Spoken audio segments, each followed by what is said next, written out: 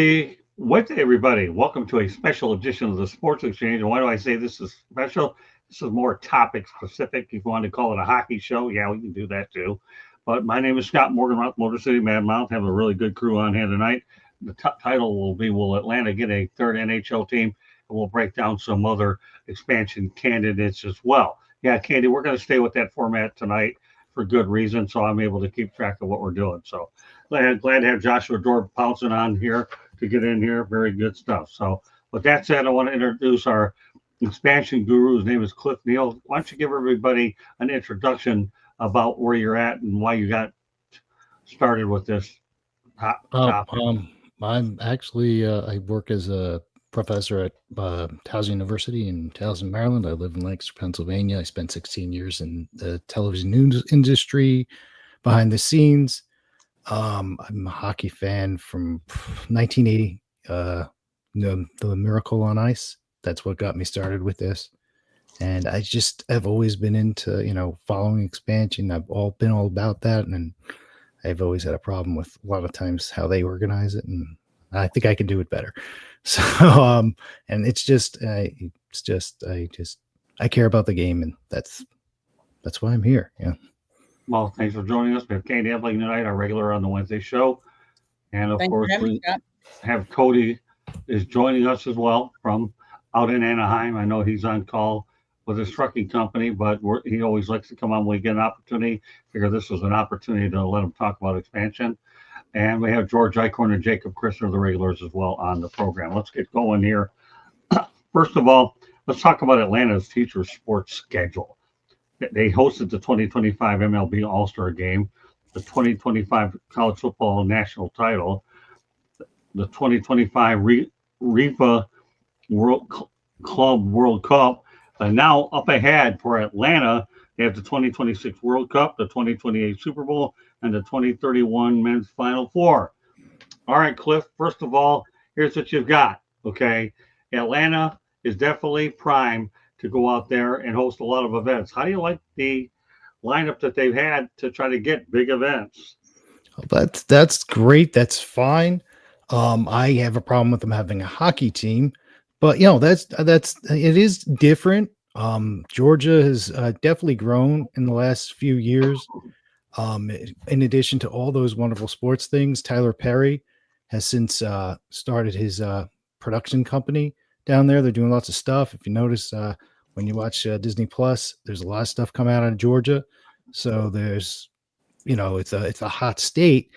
And it's great. Those sports are great. FIFA and basketball and all those other things and the football, it's all great.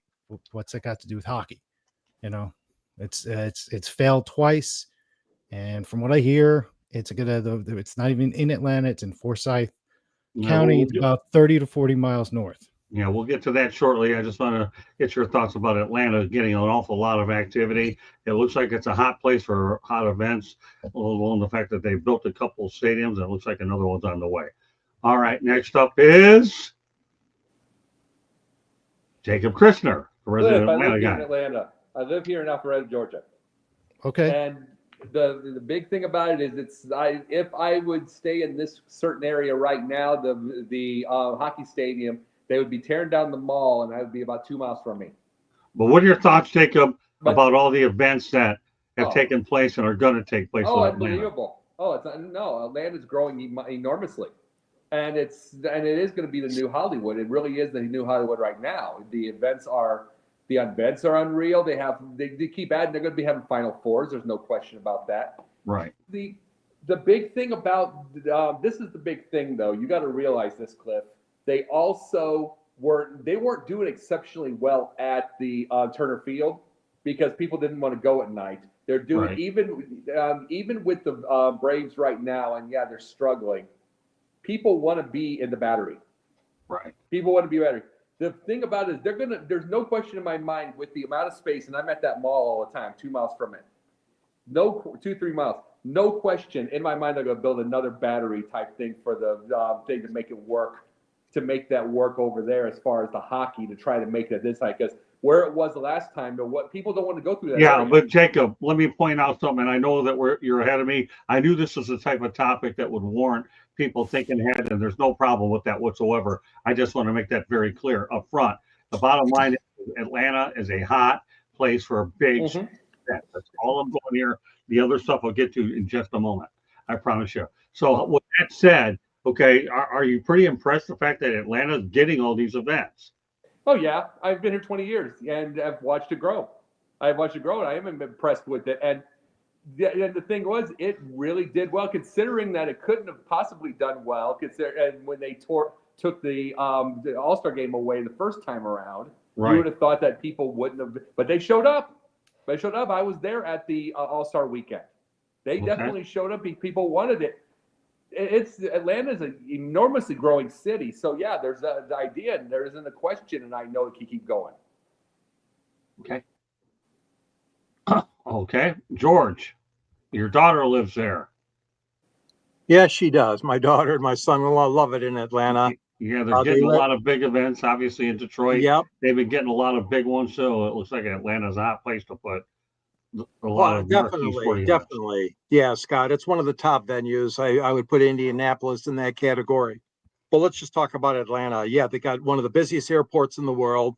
They have a lot of people coming in and out of that city, and a great population base in the metropolitan area. But yeah, they are good hosts for these big events that come, whether it's NCAA or NFL or whatever. They've done a great job, and they continue to do a good job. So yeah, I think Atlanta is a sort of like a 5-star, destination for sports, both college and pro. Okay. And Cody.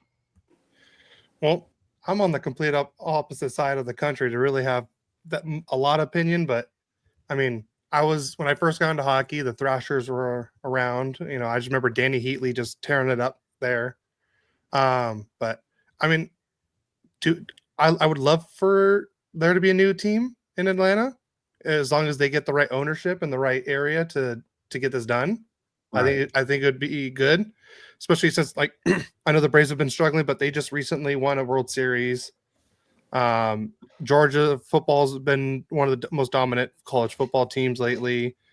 I know the Hawks have been up and down there and everything. But I mean, like I said, as long as they get the right ownership and the right front office and do everything right, then I can see this being a lot differently than the Atlanta Flames and the Thrashers did. But I just hope they bring back the Thrashers, because I love those sweaters that they had there. Okay. Well, we're going to talk.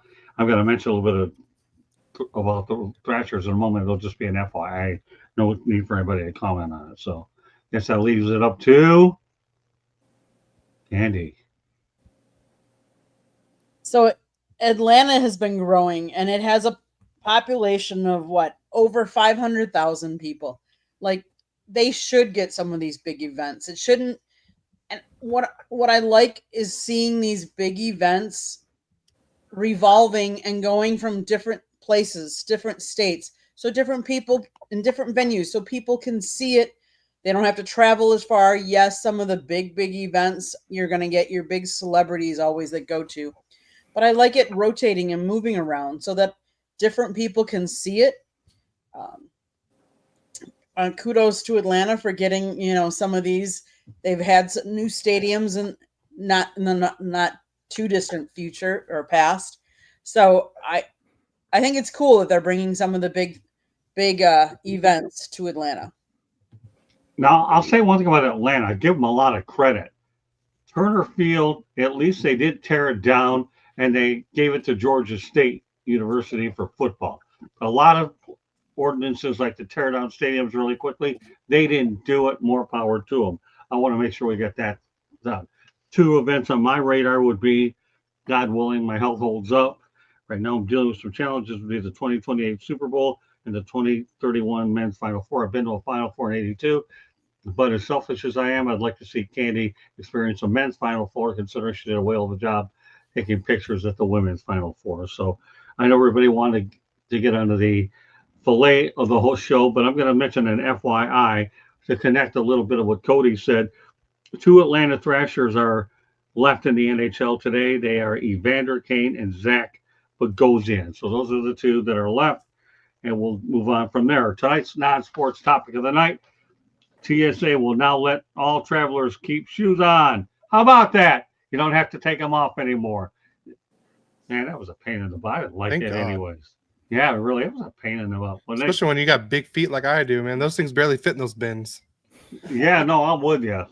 That stinks, but I'm glad that we can keep them on anyways. And the other non-sports topic of the night is if you're looking for a gas economy thing, you're not going to find it with a Boeing 747 because it drinks a lot of gallon of fuel in a single second midair. So there you go. Those are non-sports topic of the night. Figure, why do we talk about travel? Because we care, because how many people are going to be traveling to Atlanta to go out there and see the TBD team to be announced? Do we think? I don't know. Cliff has other ideas. But now that we're talking about expansion, the NHL is telling cities that you better pony up $2 billion for an NHL expansion fee because that's exactly what the going rate is. All right. Well, I guess we're going to go back to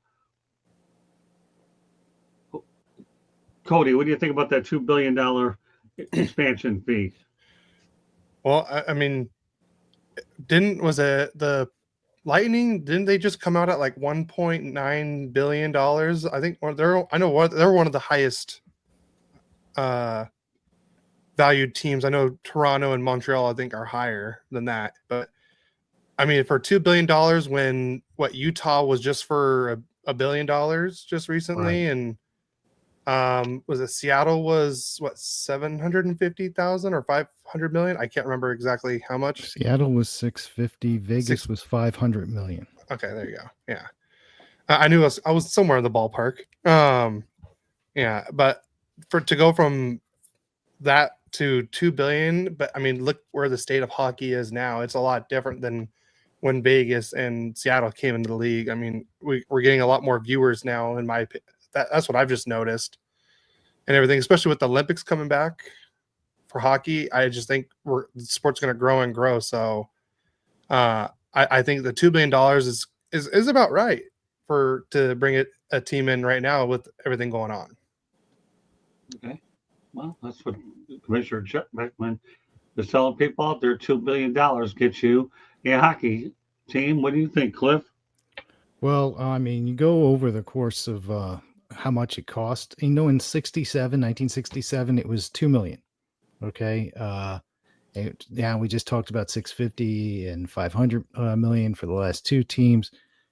Just seems like a money grab by the league. I'm like, yeah, sure, they want to put in new teams. Hey, I'm all about hockey. I love the game. I don't know why more people don't like it. It seems to be, it just seems to be that sport that is kind of niche. I don't know why. But yeah, they're gonna 2 billion. I thought they would just go straight up for the 1 billion next. They said, forget that. We're just gonna go straight for the 2 billion and see what they get. Maybe they get something from Atlanta because of that. And maybe that'll be the decision of why they put teams in certain markets. Oh, well, they can afford it. But should they be there? All right. For the long term, should they be there? Will it make the game better? Will it make sense?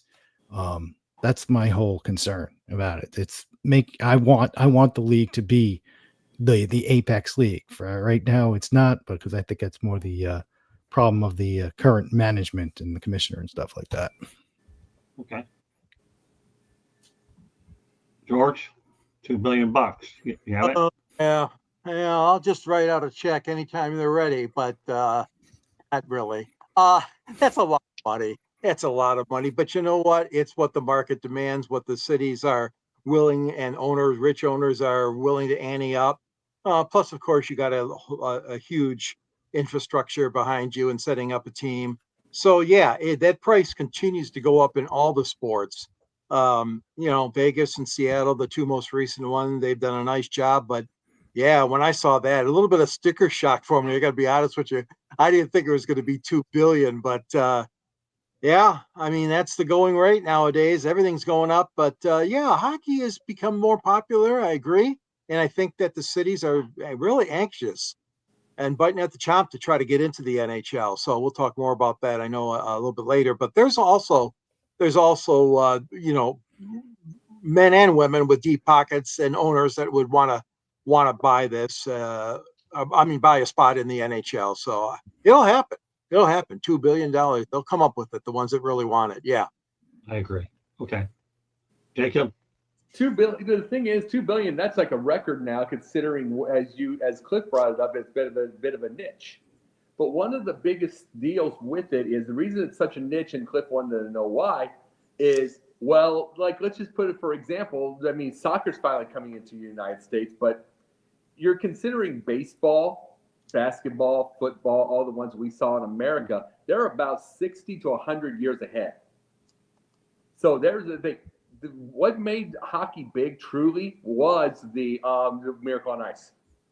That's 1980. That's 45 years. You know what I mean? In comparison to those things that we say, you could almost say golf got big with Nicholas and Palmer. That's still the 60s. You know what I'm saying? We're talking 1980. There's still catch up here. And then soccer, I mean, that came about 3 years ago. There's going to be a lot of catch up to get these right there. People, that's number one thing. Number two, and Fox tried to do this in the 90s with the laser thing, which was ridiculous. They tried to do it itself. People, they have a lot of them don't have the easiest time paying attention to the puck. They're watching a lot of people skating up and down ice. And the thing is, there has to take a lot of concentration, and a lot of people don't have that concentration. Now, should they change things to make that? No. It's just got to be what it's got to be, and people kind of just catch up. But those are the reasons for that, Cliff. But I mean, by itself, remember this also: $2 billion. Remember that. Remember what else has gone up in as far as value. WNBA. So if WNBA can go up in value little by little, so can that NHL. And just things will just keep going as time will go on. Okay. Great point, Jacob. Really, really good point. Katie? So if any of you are surprised at this or not, let's look at the NHL is experiencing significant revenue growth, with its total hockey-related revenue from 2023 to 24 reaching $6.3 billion, which is an 8.6% increase over the previous season. And they're saying 2024-25 could come out around $7 billion in just revenue for the league. Now, out of that revenue, ticket sales is 44% of their revenue. That is much different. So the NHL distinguishes itself from other major North American sports leagues like NFL, NBA, and MLB by relying significantly more on ticket sales, which comprises of 44% of its revenue. In contrast, the NFL primarily depends on national TV deals, which is 66% of theirs, while the NBA is 41% and MLB is 26%. The other thing, remember, while the NHL's national media deals are not as large as other leagues, the current 7-year deals with ESPN and Turner Sports signed in 2021 are worth $2.8 billion in total. So there's a lot. I mean, if you think of those numbers, and you're talking one team is worth $2 billion, but yet they're projecting revenue of that league has grown exponentially as well. Well, number one, they market their stars. They have come a long way. You know, the advantage perhaps of us having to wait to do it show this week versus a week ago. Let me tell you the reason why we didn't do last week's show on schedule is I had the opportunity to interview the great Bob Ryan, and that show will be coming out hopefully in the next few days or a week. Bob was really great, and it was an unbelievable experience with him, and he's a good friend of mine. So here's some latest news today that we wouldn't have had last Wednesday. Let's go to the NBA. Carolina Hurricanes owner Tom Condon bought the Portland Trailblazers for $4 billion. That's an NHL owner, by the way, buying an NBA team for $4 billion. That's double what this franchise fee is. That is unbelievable. So do I think $2 billion is within reach? Oh, no question about it. And the thing is, the NHL will get it. There's no question about it. The league growing, and yeah, Cliff, you're right. it is a money grab for the owners in the league. If you can get $4 billion with two new franchises, why not do it? You know, they're only going to put the two franchises in big markets anyways to gain the TV market is really what they're going to do to begin with. So I know there's a lot of cities that are being banded around, but for $4 billion, you better get TV markets as well. Can I just jump on a little something on with that? It would be okay if I come up with a point here. Sure. I mentioned it when you had Neil Smith on. I asked a question about the way we watch television, and the way with content and it is different. They might take the market size of in account, but should they in the future for the way we watch things now with streaming and online? This is streaming. I think if they change, if everything else is changing, I would think that the market size is that it's just different now. It's everything business wise from television and all that is different. I think that should evolve as well in the way they decide who gets teams as well. We can't go with the traditional mindset because it's totally gone out the window. Well, I know. Listen, I know you're an Manson expert and authority on it. You got more grasp than politicians tell lies. I get that, okay, because you know the subject awfully well. I understand your logic behind streaming. I totally get it. I just, we both have extensive mass communication degrees in media.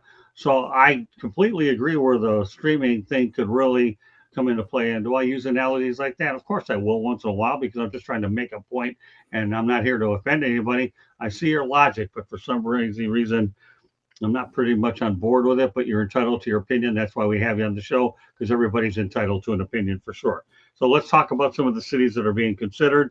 5 NHL cities for expansion. And we're going to get on this a little bit more than I've heard the most of. You have Austin, Texas, New Orleans, Atlanta, Houston, and Indianapolis. I know Milwaukee's been talked about as well. So where are we going first? To George. Oh, well, thank you. Yeah, I still think my order would be Houston first, Atlanta second, and Kansas City third. There are a lot of great cities. Let's face it, there are a lot of them. Houston, large population, strong sports market, as we know. They've done a terrific job. They're in the top 10 in the population in the United States. Very large media market. Houston, I think, deserves a team, an NHL team. Atlanta, I know there's a lot of people that say no. They've been there twice, and twice they've moved the teams. But I still think, for many reasons, Atlanta would be good. They're still, to me, Atlanta is the gateway to the South.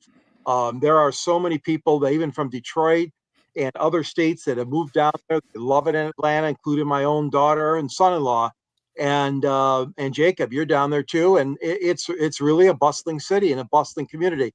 That being said, you still got to look at, well, what didn't work last time must work this time. They'll be in a newer arena, and like you alluded to, it's probably going to be out in the suburbs. Kansas City, my third choice, Scott, is again a great sports culture there with the Chiefs, especially, and the Royals, and they've also been successful with soccer teams as well. City has a very good location. They would be within the Central Division probably of the league, and they have some good rivalries, I'm sure, with some of the existing teams, especially against the St. Louis Blues and probably Dallas as well. But yeah, those would be my top three choices. I'm interested in hearing, Scott, what everybody else thinks as well, and you too. Yeah, I'm going to go over a lot of the ones listed as well. You have Atlanta, Cincinnati. I don't see that one ever happening. Houston, bring back the Houston Aeros. There's a little bit of tradition with the name there. Kansas City definitely deserves another opportunity, because you had the Kansas City Scouts. They were over at the Kemp Arena. Wasn't really an ideal hockey arena, but they have the other arena that hosts the Big 12 tournament. So I definitely think Kansas City deserves another chance. New Orleans, I don't see it. Omaha, Nebraska, no, I don't see that one either. Phoenix, well, we know the Coyotes are dead. They're never coming back. Milwaukee, I think, would be a sleeper candidate. I really do. Sacramento, I don't see that one happening. And let's see, you have Markham, Ontario. I don't even know where that's at. Hamilton, Ontario, I know where that one's at. Kitchener, Waterloo, Ontario, Saskatoon, Saskatchewan. I don't see, and Quebec City. I don't see any of those. The reason why I'm against Canadian cities right now is we saw what happened during COVID. What happens if you have another situation like that? Then you have the difficulties of getting back. I don't think you will. But again, it's all about the big markets. I really do believe that. And if you're going to get $2 billion a pop, you better at least get the population size with it. Cliff's right. Maybe streaming doesn't matter, doesn't factor in it, but don't tell me that if you don't have a bigger population base, the odds of selling out the building are a whole lot better with more people than there are with less people. Those are all the ones I think. I'll open it up to anybody else that wants to talk about this. Well, yeah. Here's the big thing. I got a couple of things on this. Number one, take New Orleans out immediately. They have a hard enough time with the two sports they do have. It's called below sea level. They've had 3 major floods in the last 17 years. There's not somebody that's going to ever want to start a new stadium, new everything, new team, also put all that money there and then have to deal with that. Right. They're not going to want to, and it's not an area that's going to become huge with hockey, so forget that. Austin's huge. They're getting bigger and bigger. It's a big artist area, but it's also very capitalistic. Good mixture of that thing. Austin's a big one. Atlanta, the one and only reason, and I'm going to say this, they can make it is because it's going to. It's the same thing of what they did with the Braves going to the suburbs. They're going to bring it there. It'll get better. And see, the thing is, the battery in Atlanta, like the over in the suburbs, is what's made it pretty big in the first place. They'll make another battery, especially with the size of that area with that mall that there is. There's plenty to be able to build around that. So, I mean, the heck, it's such a big space that they put little miniature carnivals in that thing a couple times a year in the summer. And they have like a Ferris wheel and everything. So it's like they got the room. Then as far as like Cincinnati, no, especially with the problems they're having right now. Omaha, they have the weather for the winter. They've got the weather for the winter, but can it face off against college football? No. Okay. No, not really. And then Kansas City, of course, always a sleeper. Milwaukee, always a sleeper. They're great sports areas. So, but I'm just only thing I'm thinking about, the Austin and Atlanta, as far as the hot and warmer cities, are the only two that'll have a chance. Everything else will be, let's just say hypothetical, Omaha, Milwaukee, all those. It's got to be winter. Those will get the shots at the end. Great stuff. Okay. Cody? So, I mean, the three I would like to see is Houston 1, Atlanta 2, and as what George said, Kansas City 3. Right. I feel like those would be the top 3 for probably all probably the best choices for for everything, location and everything. Houston, you'll have the Texas rivalry, right. And then there's also less travel for 2 teams right there. And then even Atlanta, you got, the South teams are just expanding more and more every time. I mean, we've had a Florida team in the Stanley Cup final for the last 6 years.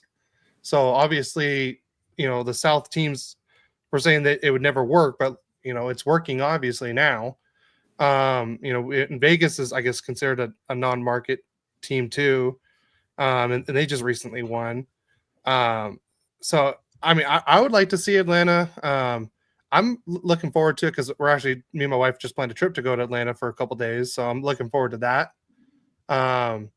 So I would like to see Atlanta have another shot, but I think the first team should be Houston, just so. Well, one, I don't want another Pacific expansion team because every time it just seems to hurt the Ducks more and more on that one.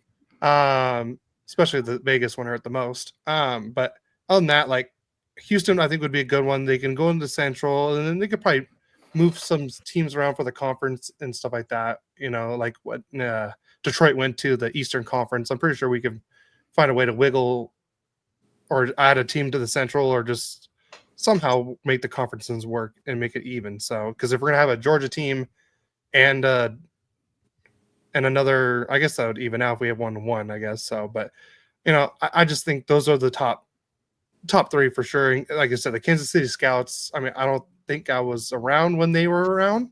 No. So sorry if I made everyone feel a little older right there, but I I just think, wasn't around when they were around. What are you talking about? Come on.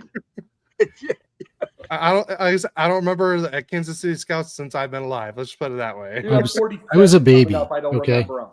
I was a baby when they were around. There you go. Right. Yeah. I'm When did 47 they August disband 24th, pal. exactly? They moved to Denver. Oh, they moved to Denver. And when was that? Yeah. 74. Oh God, then I wasn't even close. Was it Yeah. 74? Yeah. Well, they no, was they like, started in 74. I think they Okay. parted later. yeah, they weren't there very long. They were there for like 2 years, went to Denver, and then went to Jersey. And been in Jersey. Right. ever I since. remember them going to Jersey. Okay. I do remember that much. Yeah, Hey, so- Cody. Those Yeah. were Cody. Those were the days that they had pet dinosaurs. I think George had a pterodactyl.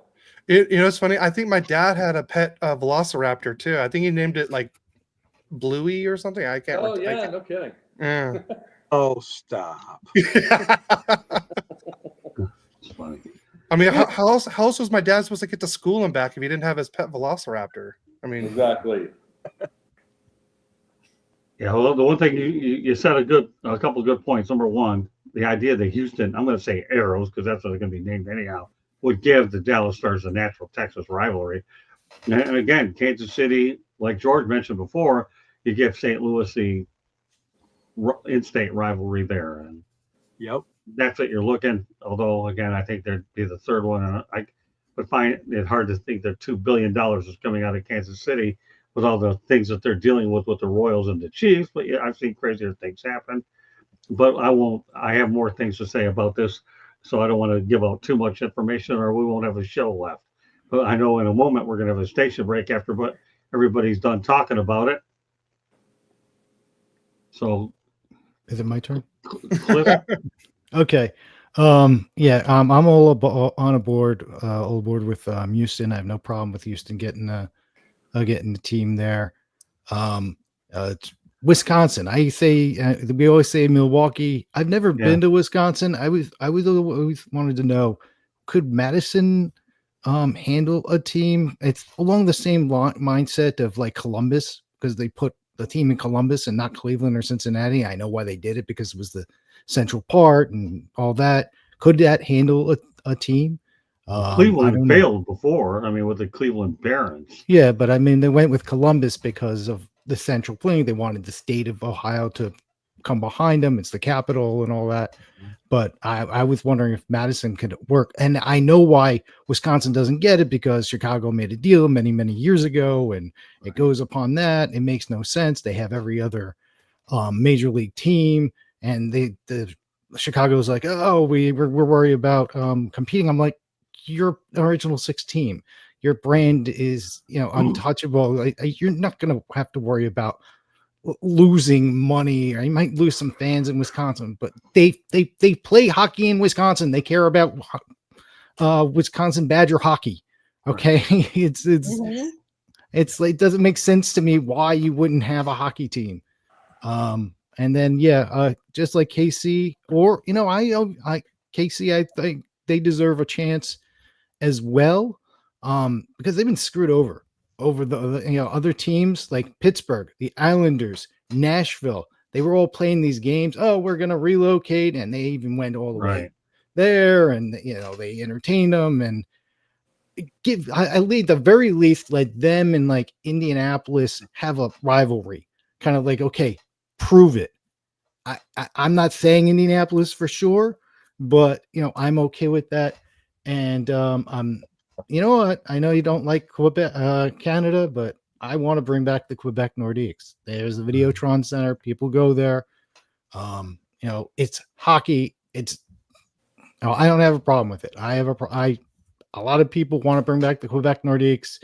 They've got everything that they need there. They're going to sell out. But that's what and also, I don't think it'll be 3 teams. It would be like 4 teams, because if you're going to do it, it needs to be some sort of semblance of order. 35 teams would be weird. Right. 36 is nice and even. Yeah. Well, here's another explanation about Columbus. They're the only game in town, so that's whereas there's competition in some of those other markets for other teams too. So Columbus being the only game in town, you have Cincinnati down the road, albeit, and Cleveland's got multiple teams. So Columbus is the only game in town outside of Ohio State. And I've actually been to Nationwide Arena before, and it's a pretty neat stadium with the practice facility connected. So that might hopefully clarify a couple things out in Columbus as well. The only game in town. I've been to a lot of sports markets where they were the only game in town, and believe me, it's a lot easier to market a team when you only have the one versus long other ones. Okay. So everybody have an opportunity to get their 2 cents in? No, I'll leave it to Candy. Well, here is the Kansas City Scouts. They were a professional team from 1974 to 1976, then relocated to Denver in 1982. Well, there you go.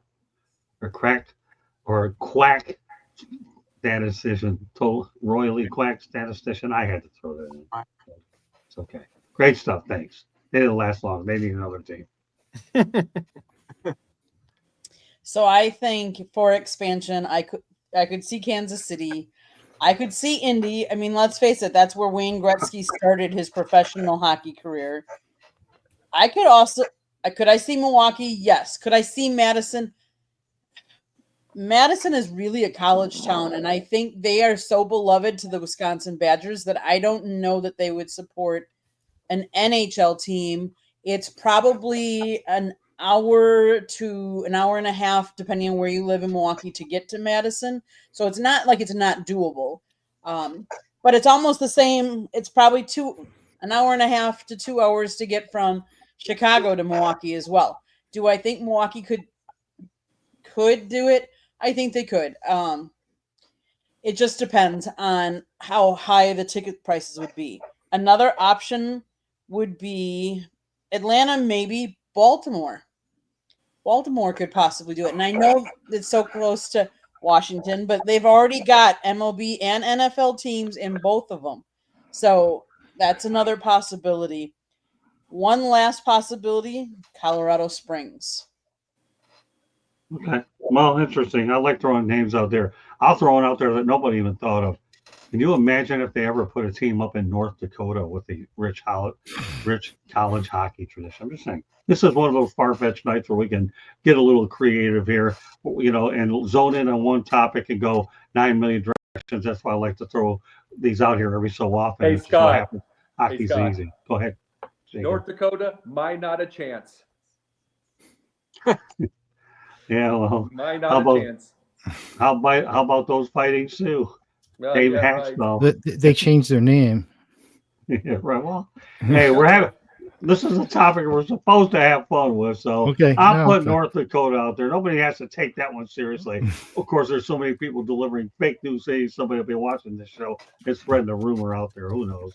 No, North Dakota. But it was worth about 30 seconds of fame to get some people out there in North Dakota to say, hey, I like the guy in orange. Okay. And that's about as far as that's going to go. All right, but I'll tell you what, I like the lady that's going to give us a station break. Go ahead, Candy.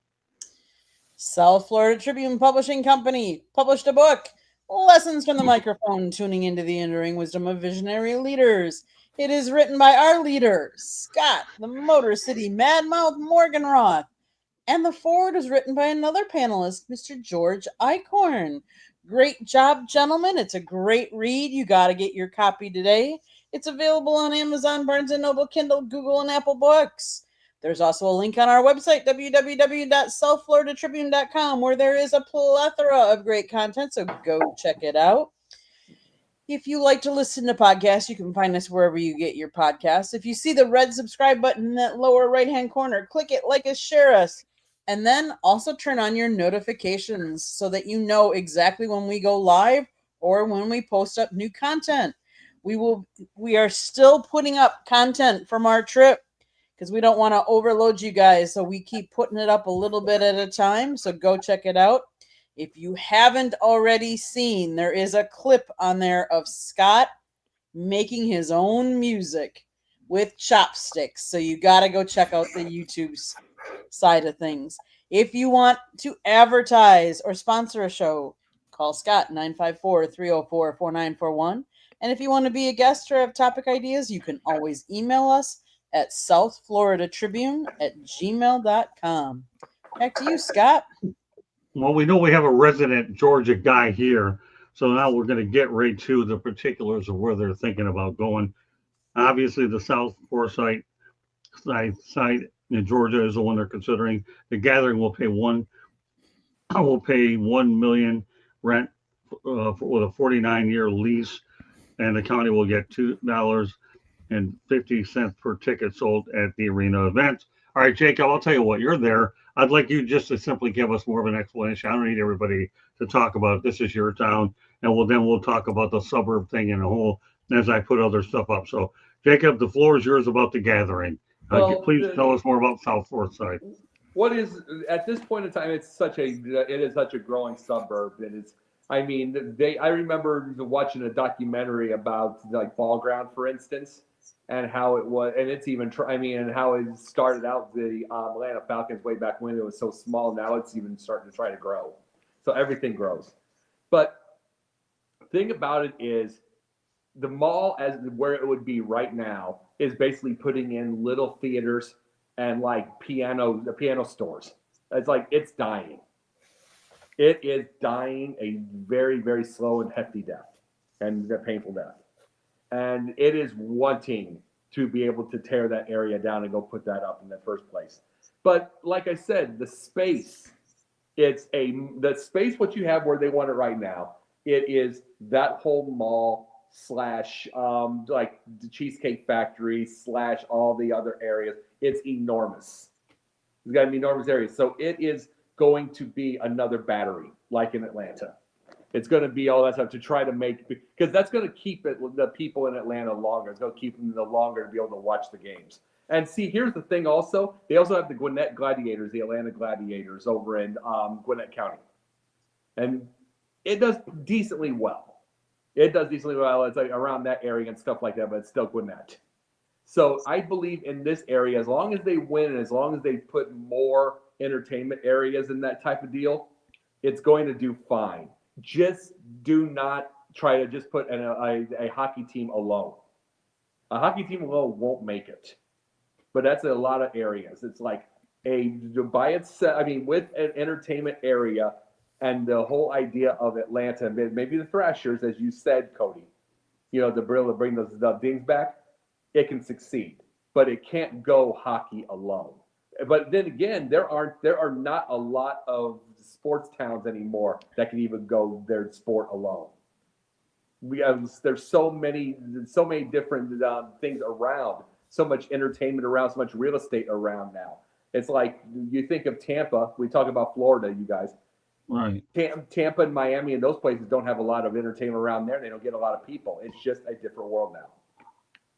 All right, well, let me also point out another fact here as well, and you've already alluded to it, but I'll give more information. Obviously, we know that Atlanta approved the 18,000-seat arena, which is ready for an NHL team. And as you alluded to, there's a $3 billion entertainment district lined up for it.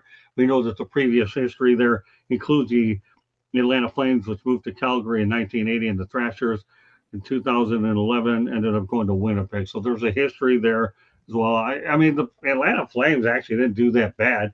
They had Dan Bouchard there, and they were a pretty competitive team. I actually saw the Flames and the Red Wings playing a hockey game at Bill ahead. I think George and I are the only ones that remember that. Ended up scoring a couple of goals. So the Atlanta Flames are pretty good, and I think the Calgary Flames do a decent job with the A on there, but the old throwback logo is what they have there as well. So yeah, Jacob, you're so right.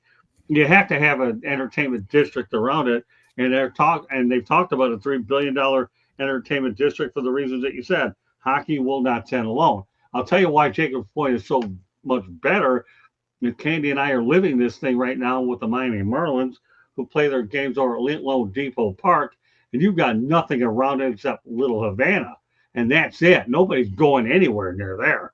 And I tell you what, when we were up there last year when the Marlins took on the Detroit Tigers, to be able to appreciate Comerica Park and everything you have around it between Comerica Park, Ford Field, and Little Caesars Arena, it was just unbelievable what you had. So it was like night and day. So you're right, Jacob. There's no doubt that if they don't have the entertainment district, it could be a bit of a problem. So, but tell you one thing though, Commissioner Gary Bettman thinks the third time will be in Charlotte, because he tell you one thing, the expressions of interest that he's getting are unbelievable, and that he ought to know. He really, and I can imagine that. Well, Scott, can I say this part too? Bettman's probably nearing retirement, but he wants to be able to make this deal. Remember this: Atlanta is almost the new Hollywood. It is the new music industry. Right. It is so much of everything. It has a bunch of Fortune 500 companies, especially Home Depot, Right. which is enormous, which is a huge, and it's a tremendous one. It's got basically Atlanta is almost the South Manhattan. It really is, as far as the amount of growth that's coming in. It really is, and I'm not going to say Hollywood by itself. It's like it's its own. Hollywood's its own personality. Atlanta's its own personality. But as far as business and what comes through, it's its own Manhattan. And there's no question. It's building up huge. Well, let alone the fact that you have Buckhead nearby, which is certainly a boatload of money there as well. I've Yep. been to Atlanta quite a few times. What American billionaire Don Friedkin has emerged as a strong candidate to get a team there. And I'll go through another thing, and then I'll open up the floor again. For those of you that wonder the fact that there's no way that they would have another team back in downtown, that's right. It would fail a third time easily. But get this, and this is what we've been talking about all along. The Atlanta Braves are 7th in attendance. Looking at for a 36 at 36,974 is what they're getting. So the Braves, who played downtown their whole time until they went to the suburbs in Cobb County, are getting 36,974 in the suburbs. And there was a point when they couldn't even sell out playoff games. So that tells you exactly why I think hockey has a shot, Cliff, that it could make it in Atlanta this time if you put it there. Think about this, Cliff. 36,974 for the Braves with their everything. And this year they're struggling.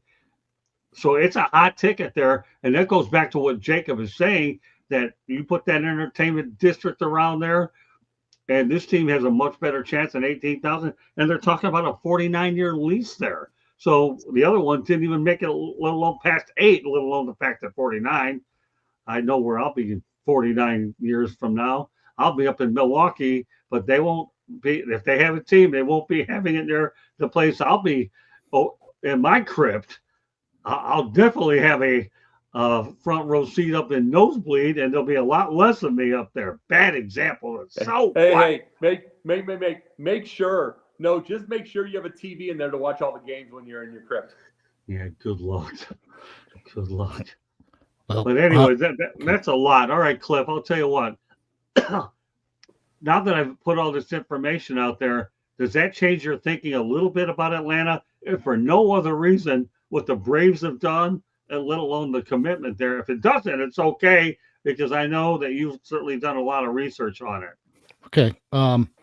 Well, yeah, I think that it is great. It is, Georgia is changing. It is growing. They're doing all those things. All those other sports, awesome, great. It's not hockey.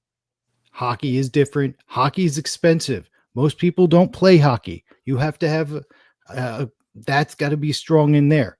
Look at 30 to 40 miles north of that area.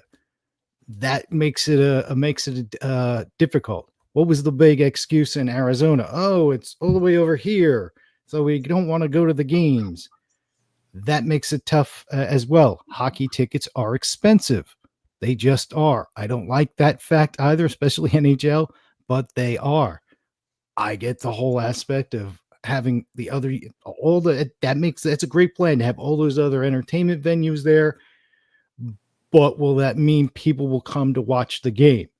When Atlanta was here, the arena maxed out at 18,000 on the attendance. It never, for yearly attendance, it never went over 17. And no one ever showed up. I'm worried that it's going to be there. Yeah, they've got the 49-year lease. Are they just going to keep them there for 49 years? And even if they're not doing well, that's my question. Are they just going to keep them there? Kind of like what they overdid with Arizona. Oh, we're going to keep them there. We're going to keep them there. We're going to keep them there. And I get they were a total mess in Arizona. Well, Cliff, what you're talking about, there's a lot of money in this area, a lot of it. I mean, there's a neighborhood that's near me right now. It's like I just saw it's not even that huge of a house, like 750 grand. You know, it's like there's these areas here. There's a lot of money, and it's like, and there's a lot, and that's why they want to bring it up in this first place to do that. These are families that can't afford hockey. Will they do it? That's a good question. You're right. Will they do it? But they can definitely afford it in this area. But Cliff, I don't know how we would bring up Arizona in this, and I'll tell you why. Okay, I live there, and that situation was doomed from the beginning. They ended up moving that team to the America West Arena, which is where the Sun played, and you can only see one side of the goal, and that was bad. And I'll tell you, George knows the story. He don't even have to comment on it because he was behind the scenes when we had to deal with this stuff. And I said, I wrote, and I tell you what, I went to 2 games. The PR guy wanted nothing to do with me because I'm bad publicity for these guys being outsiders. Tell you, this stadium stunk. And obviously, I never went to another one there again. The last time I ever went there again was for a basketball game. But what you had there is they should have had that team at the Arizona Memorial Coliseum where the Suns used to play initially, and you could have charged a lot more money. To move it to Glendale was bad. I lived in Chandler, Arizona, and they were going to build a stadium in Scottsdale. They tore down a mall, and the Coyotes found a way to blow that one. That's where it belongs, was in Scottsdale, which goes back to what Jacob said about where the money was. The money was in Scottsdale. The Coyotes should have been there, and they tore a mall down. So Arizona was bad. I'm not saying anything about toward your example, but there's no way you compare Arizona to Atlanta. I mean, that's just like night and day, because at least the fact that they agree where the stadium's going to go, and the only 2 reasons that the other ones failed was they were downtown, and we saw that the fact that the Braves moved to the suburbs and they're doing well.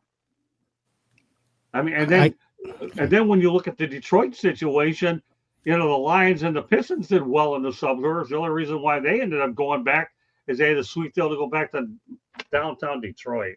I know I've said a lot here. I don't want to leave a lot of bystanders out here, but go ahead, Cliff, and then I'll open it up for everybody else. Well, I do know a lot of times when they choose, especially when teams get new arenas, they really like the fact, oh, it's in the downtown area. It's, you know, that's always kind of like a plus. Here it seems like it's not a plus. And I get it. It's great. I'm happy for the state of Georgia. I really am. I don't have anything against the state of Georgia. It's great that you're growing. It's great, that whole thing. But I just don't think it's failed twice. Yeah, it's got this other place. I want a team that is going to be there. It's going to be competitive. The people are going to go. The one of the owners is like Vernon Krause. He's been the big one of the big people there. Right. Car dealership thing. It's great that they're doing all this stuff. I just don't know if it's going to last that long. I think when you put a team there, you should think the team is going to be there a long time. It's going to grow the sport. It's going to make it better. We're not going to have empty stadiums. You know, it took the Panthers a real long time before they turned things around. They finally got good ownership and management. They started doing things right. Now we see, you know, it took them a real long time. They could have been really close to going away by what they were doing and the empty seats and all that. I'm glad they turned it around. They earned their spot. But I'm really terrified because I think it's a blight on the league. It's a blight on the game. People consider the game almost as a joke, and it angers me because I know what a great game it is. Right. I can't tell you, people are like, oh, hockey, you like hockey? Oh, it's a joke. Oh, there's a hockey. You know, it's frustrating to hear that. I want people to get why the game is so great and why the league is so great. Well, Cliff, I'll give you that about the Panthers. First of all, if things go south with them, their crowds are going to diminish again. South Florida's a winner they don't support. Tampa's much different. They'll support no matter what because you have a predominantly Midwest area. So I'll give you that. Right now, the Panthers on a roll. And I hope for their sake that they continue the roll. But you're right. They started winning, and everybody's showing up. Tell me where they'll be 5 years from now. I don't know. I mean, you're talking 49 years from now. I don't know what'll be left of me. I know I'll be there with my little cat Maverick, who's going to be there with me in a little box. Him and I are going to be there. I don't know what to be watching, but let's get real here, Cliff. I mean, Quebec, obviously, the Nordiques, sure. I mean, everybody would like to see them. I mean, that makes sense. But are they going to be there 49 years from now either? Does anybody know where they're going to be 49 years from now? I'll be 96 and I'll still be going. I'll be over 100. And I don't even want to think about what's going to happen to me in 5 years, let alone 49 years. And I'm But bad at math.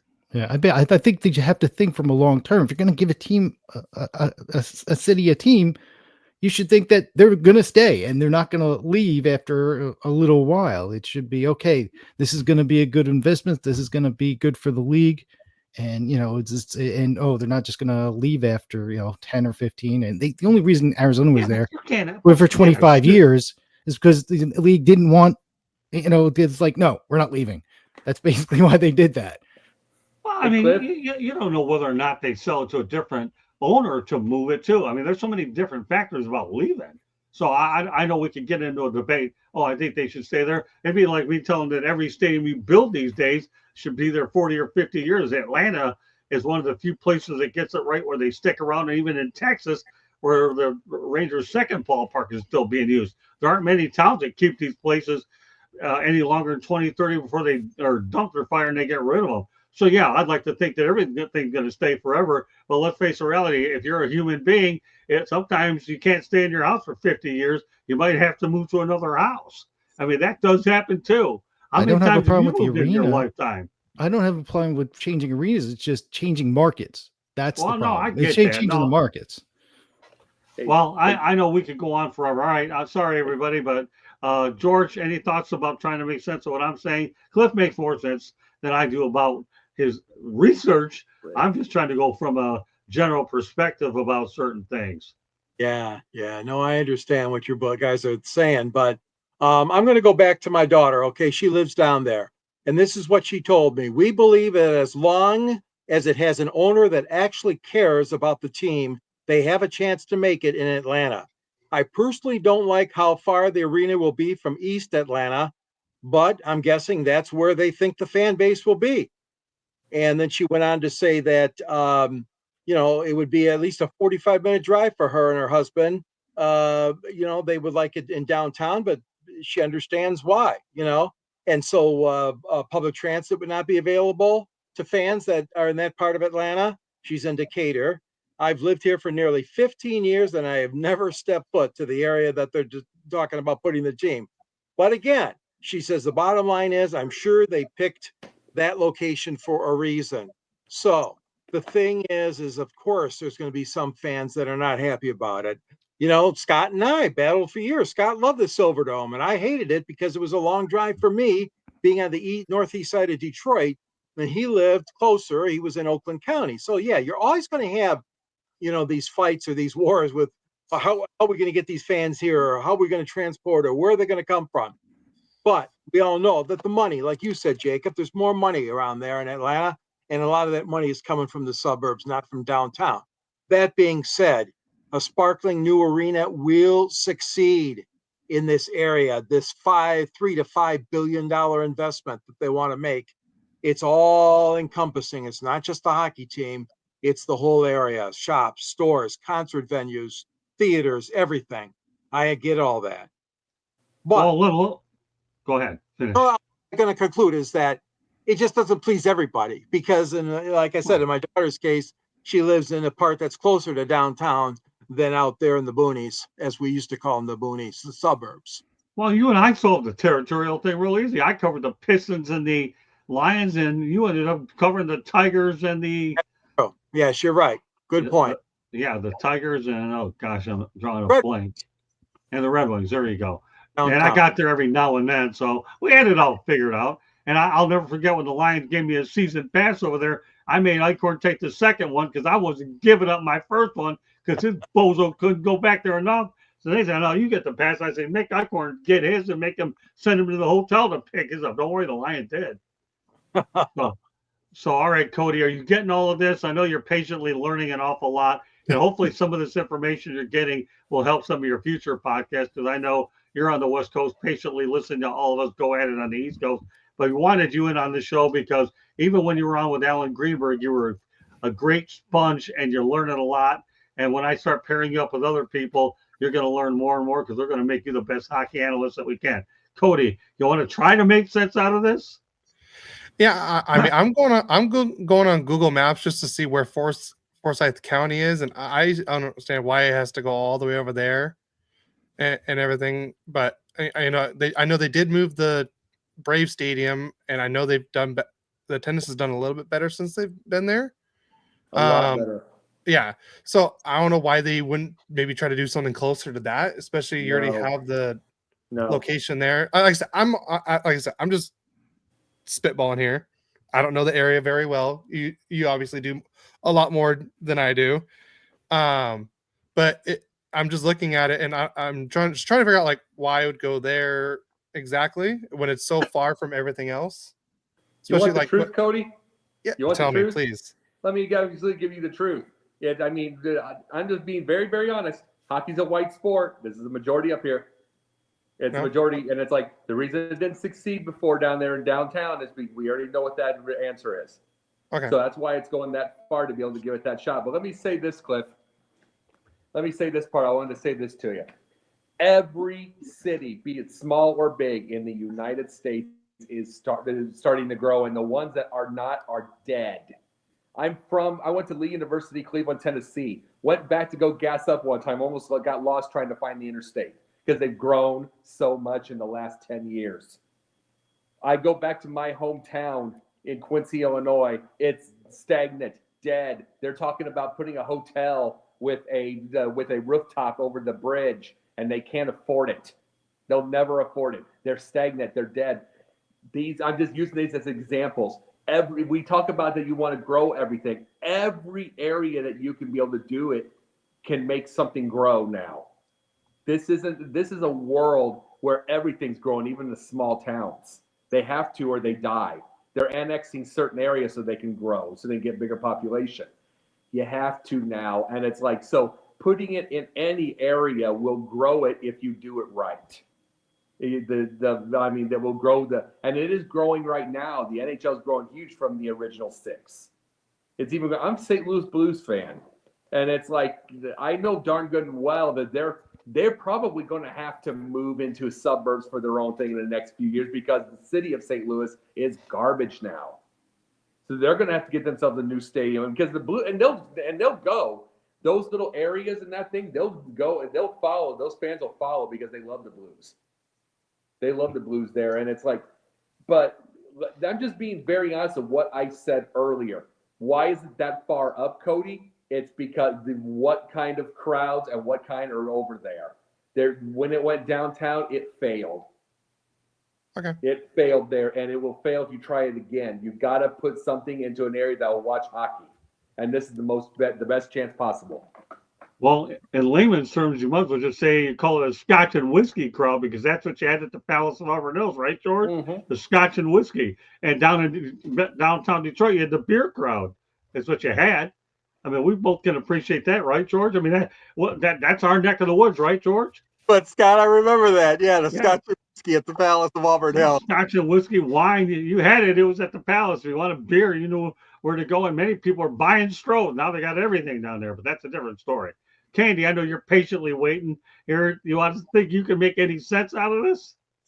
The one thing I will say is in order to really make an arena or a town succeed, especially in the NHL, is putting it not in an area where your avid fans are going to go no matter where you put it. It's the casual fans that want to come in and see a game that they have to be able to get to it. Because if I look at, and I know this is not hockey because I know that there's the Florida Panthers here, but I relate it to, Scott had mentioned it earlier, the Miami Marlins. They put their stadium in Little Havana, which is a poor neighborhood. We drive through it. There's gates on windows. Like, it's not an area that I would go to by myself. And so for a family that is coming to town that wants to see a game, how likely are they to go down to the Florida Marlins to the game where there's not hardly any parking around it? That's what you got to think of when you're thinking for an NHL team. Because yes, you're going to have your season ticket holders, no matter pretty much where it is. Because if you're a real fan of the sport, you're going to go. But it's the casual fans that want to catch a game here and there Those are the people that you need to put the stadium where they're willing to go to in order for it to be a success. That's what I'm going to say, Scott. Well, and I'll add to this, okay? If I wasn't covering the Marlins, there's no way I'd watch a game there. No way. So if I'm covering a game, no problem. I'm sitting up in the press box and I'm talking to people, getting work done and going on the field. There's no way I'd buy a ticket to go there. The only place I would ever go at to see a ball game otherwise would have been where they had it in the first place. And it was right by Hard Rock Stadium where the Dolphins are at. And there's so much land there, they could have built a stadium. Fact there is, nobody wanted the Marlins, and they went to the only place they could go. Now, I'm not saying there wasn't success on that site because they had the Orange Bowl there, and they put 70,000 people for the Miami Hurricanes and the Miami Dolphins. But that's a different era, and both of those teams were good. The Marlins only mustered up 4 or 5 winning seasons in their history. Yes, they've had 2 championships. One they bought, and the other one they won it the right way. But I wouldn't go down there. I mean, I don't know how much longer we're going to go down there anyways, because I tell you one thing, when Katie and I took that trip over the summer about international travel, I am hooked, baby. Make your own kind of music. And I'm doing that when it comes down the road there, when it comes to making my own kind of music, taking more trips. I may take the summer off going forward. I never know. But, I wouldn't go there if I had to pay for a ticket. No, at that point, if I had to pay for a ticket, I could go to FAU or I go to the Miami Mark Light Stadium in Miami Hurricanes, and they have a pretty good history. Nothing against the Marlins per se. We've had a pretty good working relationship, but there's no way. But area is everything. It really, really is. And that's what Jacob has been alluding to the whole show. There is MONEY there, okay? And that's why Atlanta will get a third team there. And yes, I love New York MLB talk because Chopstick song. Yeah, I'll tell you. Those guys have got it. In fact, I'll even take it a step further. I'm glad he popped in here tonight with Rob and Chris, our partners over there. Rob went out there and went on a cruise over to Bermuda, and he says he got the idea from the hibachi thing to make your own kind of music, and I'm waiting to hear his rendition of it, see if it's better than mine. If anybody wants to go tap, listen to mine. Maybe one of these days we'll play it on Wednesday night. But make your own kind of music. All right, they've heard it. It had the unofficial version. A couple other things I want to get to tonight. Anybody else have any closing thoughts about all of this? I mean, I know, Cliff, I understand your logic behind Atlanta or not Atlanta, but some of the other ones we've talked about, Kansas City, if you were going for, I think they should get one. Now, I will give you this much. If they were going to go for, and I were going to add a Canadian city, then I'll compromise this way. Quebec City would be the 4th one. Yeah, so if you went 3 and 1, Quebec City would get the nod. Okay, because I do believe Kansas City deserves another chance after 2 years. And George and I will tell you that former Red Wing Sid Abel was a coach for there. How many people know about Sid Abel in here? Probably nobody. Not this generation anyway. I know. Yeah. Yep. Yeah. So that. And you know what? That Kansas City thing, still Kansas City Scouts. I mean, to me, I'm sorry, they did not give them enough of a chance. They didn't give them a chance in the arena. Was awful also. But I'm tell you, if you went out on eBay or Amazon, I'll bet you could find Kansas City Scouts paraphernalia all day long. And they'd bring it back. Yeah. They would. There's no doubt about that. All right, a couple other facts. Scott, yeah. you made the show biblical tonight. You brought up Cain and Abel. I what? Yeah. I'm sorry, I didn't catch that. Evander Kane. You brought up Cain and Abel. You brought that was good. Oh, that was good. That one got past me, Cain and Abel. Oh, that was good. Jake, he got that one past me. I'll tell you what. So do you want to do a pundit, or do you want to wait till next week? Yeah, I do, because I got to get myself ready for tomorrow. All right, let me go over 2 more quick hockey facts real quick here that we'll put you on with. Just so you know, the United States owns a 56-43 lead in how many Stanley Cups that they've won based on American teams as well. I think that's mostly to Tampa Bay. Well, how about the Red Wings pitching in for 11 too? Yeah, they got 11 of those. Yeah, and another interesting fact there, since we talked about the Panthers, if Matthew Tkachuk undergoes surgery, he can miss upwards of 5 months and miss the Olympics due to a torn abductor. So Matthew Tkachuk could be out a little while if it goes that route. I've never had that injury. I've had just about any other NG. Anybody else want to comment on each of those? I know, Jacob, you got to go, but we appreciate you being on this show, let alone the fact that this one hit you closer to home. And I knew that if there's any voice on here that would give us a lot of information, it was going to be you. And I'm glad you made it on this one for sure. No, I just wanted to do the pundit real fast. I have a little thing tonight. All right. I saw a couple of different stories, and this is not going to be on a sports thing. It's just what drove me insane. There's a little thing that I say all the time. Why does the media, be it movies, television, whatever, why do the men always look foolish? And all that kind of stuff. You see them you see it on the ads, you see it on TV, on movies. Men look stupid, women save the day. Okay, there. Why does it happen? Then I get this. I got two stories today, two different ones that just show why they do it. Number one, a guy in a boat that ended up colliding into another boat that killed a mom and a daughter, had 39 different types of alcohol and was drunk on almost all of them. That's the non-funny one. The second one, a woman talking about the boyfriend that she just moved out of because she found out that he did not wipe after going to the bathroom, and said that he felt it was gay if he wiped his butt, which is nasty. And that's the funny part of it. But this is the thing. Men, the reason they make it foolish is because you're immature. You're stupid. You're low IQ. You're every bit of these things. You put this all on yourself every single time. This isn't the 50s. The men are not running families anymore. And you're putting up with this by itself. You're putting up with these type of things because you're a child. Here's the deal. I'm not saying men have to run it all now. It's a different world. They need help from their wives. They do.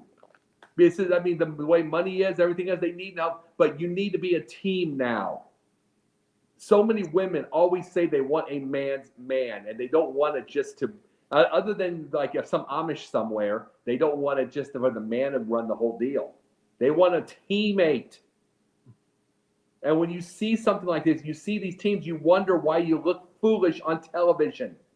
These stories are the reason. Everybody gets a laugh, and then they get sad when you hear about the boater. You're immature, men. You're ridiculous. And it embarrasses me as a man. It's why you don't see man and woman but person, but partner, but them. That's why, because you haven't earned it. You haven't earned these classifications anymore of he, him, all of these other than the pronouns they bring. This is why we have foolishness, is because you're putting it on yourself. Great stuff. And I got to get going. You guys take care, okay? All right, thanks. We'll see you next Wednesday night, Jacob. You bet. All right. Bye-bye. All right, so let's go back to that real quick stat that I brought up about the United States and Canada, but with the Stanley Cup comparison. You take away those 11 Stanley Cups by the Red Wings, and you have 45-43. Canada still trails.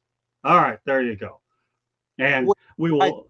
You don't forget, we've only got 2 Canadian teams in the original 6 and 4 American teams, right?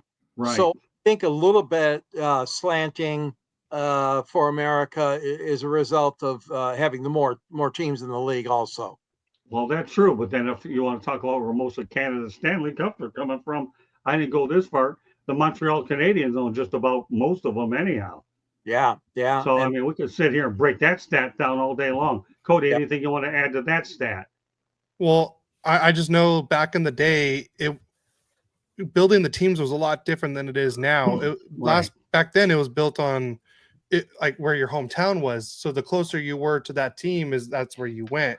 So of course, the Canadian teams are going to have probably better players because the Canadians have been the better hockey players as of lately, and I mean back then than USA did, because it was a lot bigger in Canada than it was in USA. So that's probably why Canada has as many Stanley Cups between those between them, because that's how it was back then. But I know now it's a lot differently, and that's why USA has been winning nothing but Stanley Cup since I've been born, pretty much. Well, we knew we had a young in here, and we appreciate the new wave of information you have. And let me tell you something, you're way ahead of a lot of people in the first place. You've done a really good job.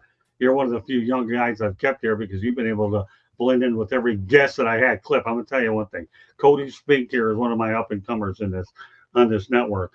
He really is. I put him on with Mike Santos. He holds his own. We had him on with Alan Greenberg, and he's been hanging around with George Eichhorn and I. So Cody knows the stuff, and every opportunity that we get to provide him with something that he can learn, we do. Cliff, I know, again, this is a subject that I was really glad to bring you on. Are there any last thoughts about expansion that you want to add? Because I know we've thrown a lot of cities out there. We've made a case for lots of major cities, but you have the floor for a minute or two to put a bow on it. All right. I've pretty much hit all my my points that I care about the league. I care about the game.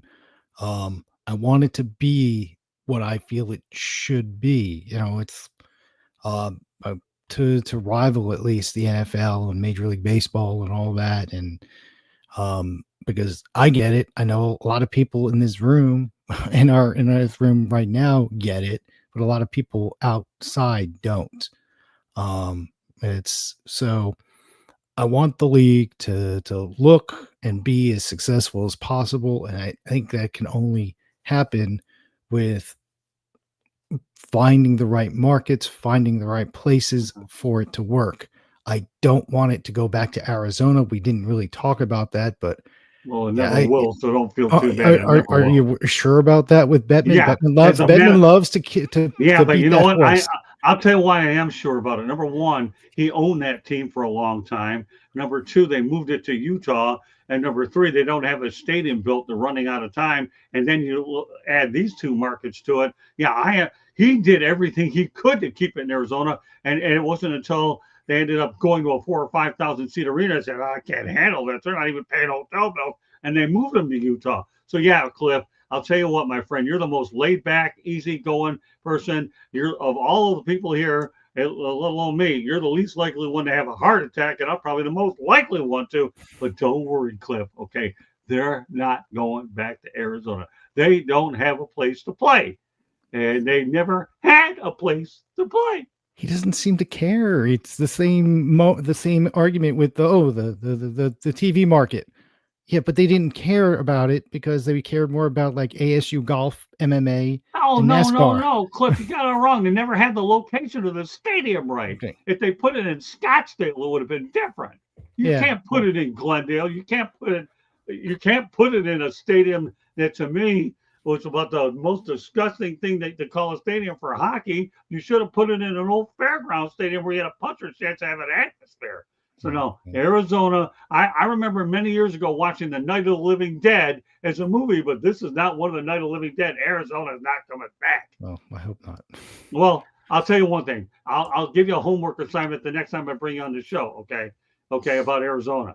And everybody should think about this in logic, okay? Here's your homework assignment when I bring you back. Watch The Lion King, okay, is what I want you to do, Cliff, because Hakuna Matata. No worries.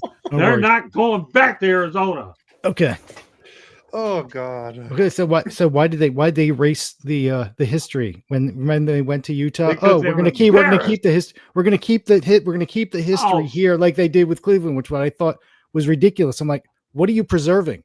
It was like, this isn't the Cleveland Browns. There was a reason they kept them there, kept that history there. Why are you doing this here? But one of the players found his jersey that was retired up there in the garbage, and he saw it and he took it home. Yeah. Did you know that? No, I didn't hear about that. Yeah, well, now you do. Yeah. He took his retired jersey or whatever they stuck up in the banner over at Mullet Arena, whatever you call it, and he took it home. Okay. They threw it away. There's no history there. The only history is you have uno, dos, tres, and that's the only Spanish I know. 1, 2, 3. You have Suns, you have Diamondbacks, and you have, who's the other team? Cardinals. Cardinals. Cardinals, yeah. That's all you have. Coyotes are, and Ernie Harwell saying, long gone. Right, Ernie? I mean, George, I'm giving you all the reference now. I'm going there's another night of sleep gone. I tell you, I lose nights of sleep really quick. They're like my nights of sleep are like Mercedes Benz, Rolls Royce, and Cadillacs. They're a luxury because they don't happen much. So don't worry, Cliff. You can have every darn graph you want out there, and don't worry. Just don't put Arizona on it. I hope I gave you a history lesson about the Grand Canyon State, okay? And and in the Valley of the Sun, there won't be any more valleys when it comes to hockey. It is dead. All you have down there, I think, is the Tucson Roadrunners. I don't even know if there's that minor league team over in. Don't worry. Even the WHA didn't make it with the Phoenix Roadrunners. You have all that business. It ain't gonna work. Don't worry, Cliff. Anything else you want to add? No, that's it. Just had a great time tonight, and God bless. All right, so Cliff, with that said, why don't you let everybody know how they can get a hold of you? Now, what are you doing? I'm just on Facebook. I don't do any podcasts or anything like that. Yeah, I'm on Facebook, and you might stumble around me, and I work at Towson. Well, you're a good friend of mine. Hey, it's a good friend of mine. He appears on our shows in the chat room. And you know what, Cliff? I look forward to the day. I promise I'd bring it back another time. I will. You never know through Messenger when I'm going to bring it back again. But tonight was a good opportunity during the summer to bring out this hot topic that Gary Bettman thinks that he does believe that Atlanta could be in for the third time as the charm. And that's why they're looking forward to it, which is why we came up with the title. Will Atlanta get a third NHL team? I'm going to say myself, yes. And I'll ask everybody around one more time in respect to the top. Cody, do you think that we'll get a third team? Yes or no? After Houston, yes. Okay. Well, but they'll get a team. They'll get a third chance, right? As long as it's the Thrashers, yes. Well, I don't know about the Thrashers, but Atlanta will get a third team. I got so much I'm going to get out of you. All right, Candy. Yes, I think eventually they will. I think there's some other cities ahead of them, but eventually, yes, I think. George? Yes, they will get one. And I'm in agreement with Cody that Houston and Atlanta are the best choices. But Atlanta, yes, to answer your question. For up to me, I'd like to see the Flames come back, but we never know. There's a certain thing about those jerseys that they had with the big old A with the Flames on there. All right. Well, Cliff gave us his information. George, Cody, go ahead, and then Candy will take us home for the final station break. You can follow my writings on the South Florida Tribune, the website that's so nicely designed by Candy and Scott. My book is called Detroit Sports Broadcasters on the Air, and it does a lot of hockey talk in that one. You'll be happy to know, Cliff. There's great vintage pictures of Bud Lynch, Bruce Barton, Sid Abel, Alex Delvecchio, Gordie Howe, you name it. Book's available at Amazon. There's a link to that book to the purchase site at the end of my columns that appear in the South Florida Tribune. And you can reach me at Yahoo at gicorn@yahoo.com, on Twitter or X at SandGSports99. I'm also a frequent user of LinkedIn as well as other social media, Facebook and such. For having me on. All right, Cody, you're next.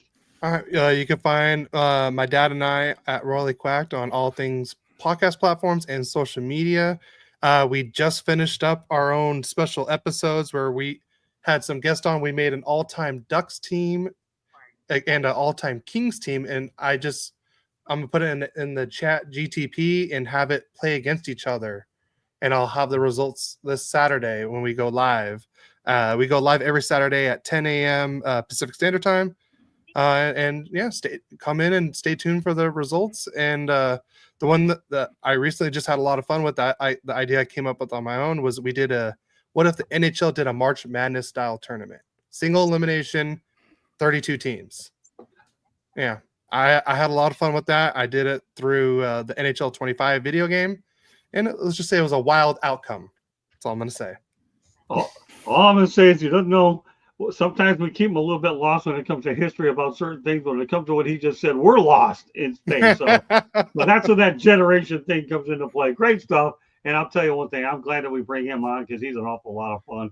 And he's one of my favorite analysts, especially when it comes to the sport played on a frozen pond. He's a video guy. We're the historical people, but somehow, some way, Cody Spink is where it's at when it comes to hockey, let alone with Mike Santos and Alan Greenberg, George Eichhorn and I. and whoever else we bring along. So, Candy, take us home for the final station, please. South Florida Tribune Publishing Company published a book, Lessons from the Microphone, tuning into the enduring wisdom of visionary leaders. It is written by our leader, Scott, the Motor City Madmouth Morgan Roth.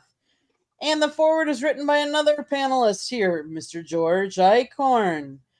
They put a lot of hard work into this book, so please go out and get it. It talks about Scott's 40 plus years in the media business and how it has changed old school media versus new school media. Get your copy today. It's available on Amazon, Barnes & Noble, Kindle, Google, and Apple Books. There is also a link on our website, www.southfloridatribune.com, where there is a plethora of great content, so go check us out. If you like to listen to podcasts, you can find us wherever you get your podcast. Monday nights, we talk baseball. Tuesday nights, we talk football. Wednesday nights on Sports Exchange, the show you never know what you're going to get. Thursday nights on Sports Wrap, it's normally a hockey show. And on Fire Up, oh boy, you never know what you're going to get on that show either. So tune in to find out. And then I will announce, Scott, because I don't know if you want me to, but I'm going to do it anyways. Scott is going to be starting a new baseball show that will be on Saturday mornings. Yes, he did announce that. It is going to be called Talking Baseball, and it's going to be with Scott and his manager, Mickey Callaway. So tune in to find out what that is going to be all about. Again, that's going to be, I believe, starting this weekend at 10 a.m. on Saturday, Eastern time. The other thing I wanted to say is if you want to advertise, you can call Scott 954-304-4941. And if you want to be a guest or have topic ideas, you can always email us at southfloridatribune@gmail.com. One last time, that red subscribe button, if you see it. I don't know why you haven't subscribed to us yet, but you can always do it right now. Click it like a share us, and then turn on your notifications so you're notified whenever we put up any new content. Like I said, there's some great content out there. Scott did an interview with Bob Ryan. That's going to be going up there. But there's a lot of other great content. If you like to go content about sports, we've got that. We've got Hurricanes Media Day. Scott did some really good interviews with, Carson Beck, Jason Taylor, one of the coaches, some other great interviews. So go check it out. There's also going to be some travel videos that are going to go up where you can see where we traveled on our excursion when we went to Europe on our cruise. So you'll see some things from Amsterdam and Norway and Iceland and Scott, yes, singing. You got to check it out just to make sure you can see it. But if you click on that notification, you get notified whenever we go with and put something new up. So we appreciate everybody in the comment that was commenting in the comments, and we appreciate all the panelists that are on here. If they have their own shows, we just ask that you would go subscribe to theirs and follow them as well. Thanks, Scott. All right, thank you, Candy. So on behalf of Jacob Christner, Cody Spink, George Icorn, Cliff Neal, and Candy Blink, my name is Scott Morgan, North Motor City Manuel. Thank you for joining us on this edition of the Sports Exchange. We will see you next Wednesday night. Have a great week, everybody. Bye now.